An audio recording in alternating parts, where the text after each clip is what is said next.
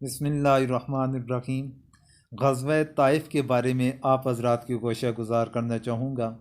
غزوہ حنین فتح مکہ کے بعد فوری طور پر وہ پیش آیا۔ وہاں سے ایک لشکر بھاگ کر طائف کی جانب چلا گیا تھا۔ بنو اوازن ثقیف وغیرہ کا مالک بن عوف کی زیر قیادت۔ تو جو طائف کی جانب بھاگا تھا اس کا پیچھا کرتے ہوئے جب حضور اکرم صلی اللہ علیہ وسلم نے طائف کی طرف حضرت خالد بن ولید کی زیر قیادت ایک لشکر روانہ فرمایا، پھر بعد میں خود بھی تشریف لے گئے، وہاں پر جو غزوہ پیش آیا اسے غزوہ طائف کے نام کے ساتھ یاد کیا جاتا ہے۔ اور یہ غزوہ بھی شوال سن 8 ہجری کے اندر پیش آیا تھا۔ طائف کی طرف آگے کس کی قیادت میں دستہ روانہ فرمایا تھا؟ حضرت خالد بن ولید رضی اللہ تعالیٰ عنہ کی۔ کتنے افراد پر یہ لشکر تھا؟ 1000 افراد پر۔ مالک بن عوف کا قلعہ کس مقام پر تھا؟ لیہ کے مقام پر۔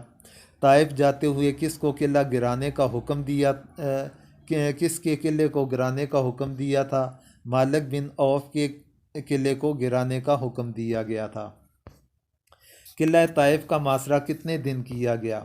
بعض حضرات کے نزدیک، مورخین کے نزدیک 40، بعض کے نزدیک 20، بعض کے نزدیک 10، 18 اور 15، یہ مختلف دنوں کی روایات آتی ہیں، اس لیے یہ سارے اقوال آپ کے گوشہ گزار میں نکال لیے۔ کتنے مسلمان شہید ہوئے؟ 12 مسلمان شہید ہوئے۔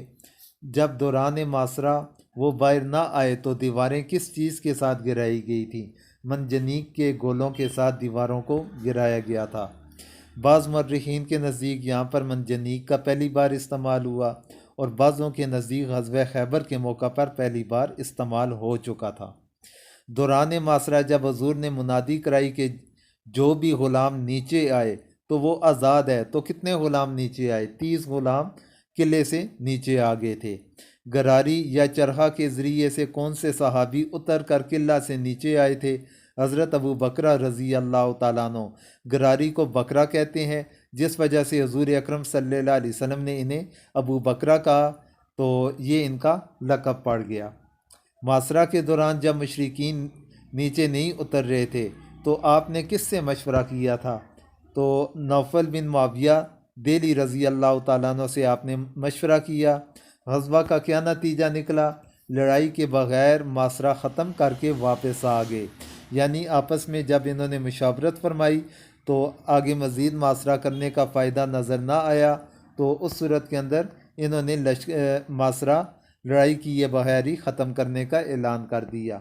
مال غنیمت کا اکثر حصہ مؤلفۃ القلوب کے تحت 9 مسلموں میں تقسیم کرنے کے بعد کس صحابی کو حکم دیا کہ آپ حساب لگائیں؟ حضرت زید بن ثابت رضی اللہ تعالیٰ عنہ کو۔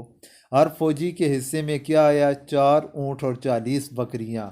یہ غزوہ حنین کے اندر جو مال غنیمت حاصل ہوا تھا، یہ سارا مل ملا کے اس حساب سے مال غنیمت کی تقسیم کا تذکرہ کیا جا رہا ہے، کیونکہ حضور اکرم صلی اللہ علیہ وسلم نے غزوہ حنین کے موقع پر مال غنیمت کو ایک مقام پر جمع کر لیا تھا، لیکن تقسیم نہ فرمایا تھا کہ جب تک طائف سے واپس نہ آئیں گے۔ جب طائف سے واپسی ہوئی تو اس وقت مال غنیمت جب تقسیم کیا گیا تو ہر فوجی کے حصے کے اندر مؤلفۃ القلوب کے تحت 9 مسلموں کی تقسیم کے بعد ہر فوجی کے حصے میں 4 اونٹ اور 40 بکریاں مال غنیمت آیا۔ جب حضور نے مؤلفۃ القلوب کے تحت 9 مسلموں کو زیادہ مال دیا تو کس انصاری صحابی نے شکوہ کیا؟ تو وہ شکوہ آپ تک پہنچا، تو حضرت اس شکوہ کا اظہار کس صحابی نے کیا تھا؟ ایک انصاری صحابی نے شکوہ کیا تھا، تو حضور تک کس صحابی نے اس شکوے کا اظہار کیا تھا، یعنی پیغام دیا تھا؟ تو حضرت سعد بن عبادہ رضی اللہ تعالیٰ عنہ وہ تھے کہ حضرت سعد بن عبادہ نے حضور سے فرمایا کہ اس طرح انصاری صحابی اس طریقے سے شکوہ فرما رہے ہیں۔ اس شکوے کا جواب انصار کو جمع کر کے کیا دیا گیا تھا؟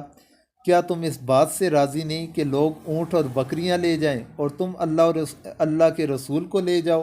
حضور اکرم صلی اللہ علیہ وسلم نے پھر انصار کو اس شکوہ کا جواب اس لحاظ سے عطا فرمایا تھا کہ انہیں تو مال و دولت مل رہی ہے اور تم لوگ مجھے اپنے ساتھ لے کر جاؤ گے۔